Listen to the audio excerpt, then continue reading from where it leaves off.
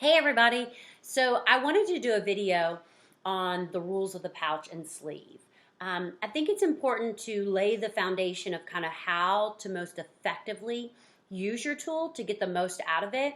You know, a lot of times surgical weight loss patients, they kind of forget how their tool works and how to make it work the best. So I think it's important that before we even start the 6-week program, that you kind of have that foundation set up, that you can get back on track with those kind of rules of the pouch so that you get the most out of your surgery.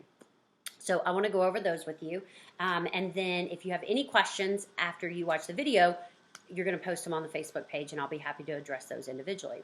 So the first rule of the pouch and sleeve is the drinking rule, which is sometimes like the hardest rule to follow.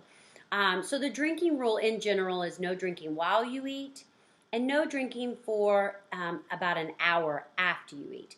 And the reason for that is because there's a significant change in the anatomy of your stomach after surgery.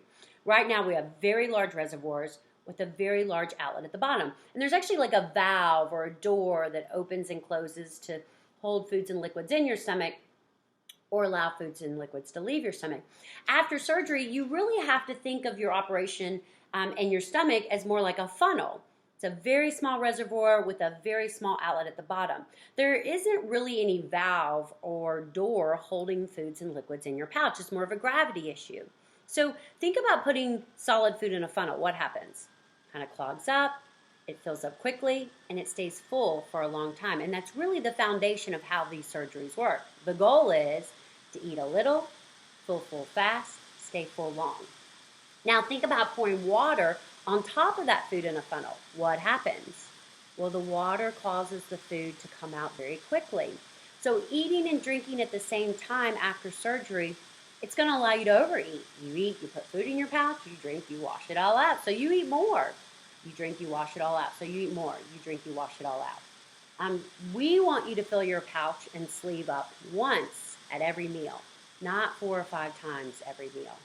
So definitely get back to absolutely not drinking with your meals. Now, the reason why we want you to wait for the hour after is because the longer that food stays in your pouch, the longer that signal is sent to your brain that you're full.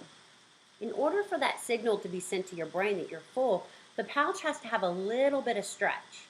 So as long as that little bit of stretch is there, the signal is sent. So if you fill your pouch up and then keep it full for the next hour, that signal is sent for the next hour. I'm full, I'm full, I'm full. So you're probably going to make it to your next meal before you get hungry. If you fill your pouch up and then 10 minutes later you start drinking and you wash it all out, then that signal's not being sent. And so you're probably going to be hungry in an hour. So drinking right after a meal can lead to hunger between meals and potentially nibbling and grazing. So the bottom line is that you don't want to drink while you eat, and ideally you want to wait an hour after. Now, a lot of programs vary for what they recommend before a meal. My theory is you know, you can drink up until that first bite. Once you take that first bite, then no drinking while you eat, and then try to wait an hour. My other theory is if you're struggling with that rule, then absolutely do not drink while you eat. That's number one. Do that. And then if you can just give me 30 minutes, give me 30 minutes. If you can give me 45, great. If you can give me 20, whatever you can give, and then maybe build on it, would be a step in the right direction. So, number one, follow the drinking goal. No drinking while you eat, no drinking an hour after. Okay, so the next rule has to do with meal volume and then length of time of eating. So our goal is with both the bypass and the sleeve, optimal maximum volume after surgery is about 1 to 1.5 cups per meal. So that's about 12 ounces. So ideally, you don't want to sit down to significantly more than 12 ounces of food at each meal. We know that consistent consumption of meals over 12 ounces can lead to weight regain. So that's what we're shooting for. So try to focus on appropriate meal sizes. Now that has to do with like food choices. You know, if you sit down to 12 ounces of, say, rice and pasta, you're not going to feel full and satisfied. You know, those are slider foods. They're not going to fill you up. They're not going to keep you full. You're going to want to eat a lot more of that. You know, if you sit down to 12 ounces of cereal, again, you're not going to be satisfied. But if you sit down to like 6 ounces of a good protein, like chicken or pork or steak, and 6 ounces of a good like roasted vegetable, like broccoli or asparagus or green beans, you're going to be really full and satisfied. Okay? So I know sometimes when you're feeling off track, you think, I can eat way more than 12 ounces. Well, it probably has to do with your food choices. So hopefully the 6-week program is going to help you get back to making the right food choices so that you're able to eat the right appropriate volume. The next rule is kind of length of a meal. Okay, so an ideal meal length is going to be about 15 to 20 minutes. If you eat less than that, then you probably ate too fast. You didn't take your time. You weren't taking your teeny tiny bites. You weren't chewing, like we feel like is important. And then if you eat for much longer than that, then you're allowing the pouch to empty and you're refilling it. So you tend to overeat. So ideally, you want your meals to last about 15 to 20 minutes. The other benefit of that is it takes about 15 to 20 minutes for your stomach to tell your brain you're full. I mean, there is a little bit of delay there. So sometimes we eat so quickly and then we're miserable, we finish and 10 minutes later we're like, oh, I ate too much, and sometimes surgical weight loss patients, they'll, make themselves throw up or they'll try to drink because you're miserable because you just didn't give your stomach time to tell you you're done. So slowing down really helps you to eat less and feel satisfied and full, not miserable. Okay, so follow the drinking rule, watch your meal volume, and try to make your meals last about 15 to 20 minutes. The next one's a big one. No nibbling and grazing.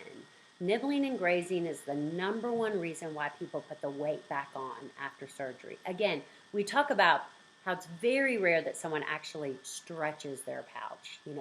Generally what we see in patients that are gaining the weight back is their pouch is in great shape. They're just not following the rules of the pouch. Therefore, it feels like their pouch is stretched out. And nibbling and grazing is a big one of that. Putting small amounts of food in your pouch all day long will defeat the purpose of surgery. So it's a really good idea to kind of get a little bit more structured about when and what you're eating.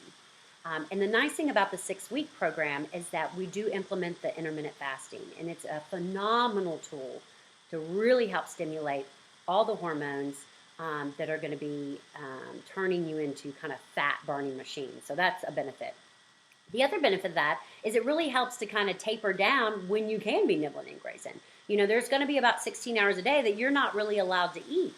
So that 6 to 8 hours in which you are eating, it's the perfect period to get in, 2 nice meals and maybe 1 or 2 snacks and get everything that you need. So that's really helpful. So try to keep your meals, try to eat only 3 times a day. We're going to work on the intermittent fasting, try to eat within that 6 to 8 hour window and reduce the nibbling and grazing throughout the day. Small amounts of food throughout the day is going to create weight gain. The other thing I like to mention about the nibbling and grazing is typically we're not nibbling and grazing on like celery sticks, protein shakes. We're nibbling and grazing on crackers and pretzels and chips, junk food. That's what we nibble and graze on. So typically it produces, bad outcomes just because of the foods that we choose. So try to get in that structure, cut out the nibbling and grazing. And then the last thing that is important in terms of the rules of the pouch is just adequate vitamin supplementation. So we're going to refer you back to your program and your surgeon and what they recommend. But you want to make sure that you're taking all your vitamins. When the body's deficient, it's not efficient at doing what it needs to do. There's a lot of nutritional deficiencies that can inhibit weight loss. There's a lot of nutritional deficiencies that can make you very run down and fatigued, which means you don't want to exercise, you don't have the energy to cook, you don't have the energy to meal plan. And so that's going to play a role in kind of your overall, results. So get on your recommended vitamins and then even consider some of the additional supplements that we think would be helpful during the 6-month program. So those are the basic rules of the pouch. A lot of times in a patient gaining the weight back, they're breaking 1 or 2 of those rules. So I would say, work on over the next 6 weeks to get yourself back on track with just those basic rules of the pouch. so that you can get the most out of your surgical tool. Okay? Awesome. Well, thank you so much. And if you have any additional questions regarding the rules of the pouch, be sure to post those on the Facebook page, and I'll be happy to answer those for you. All right, thank you.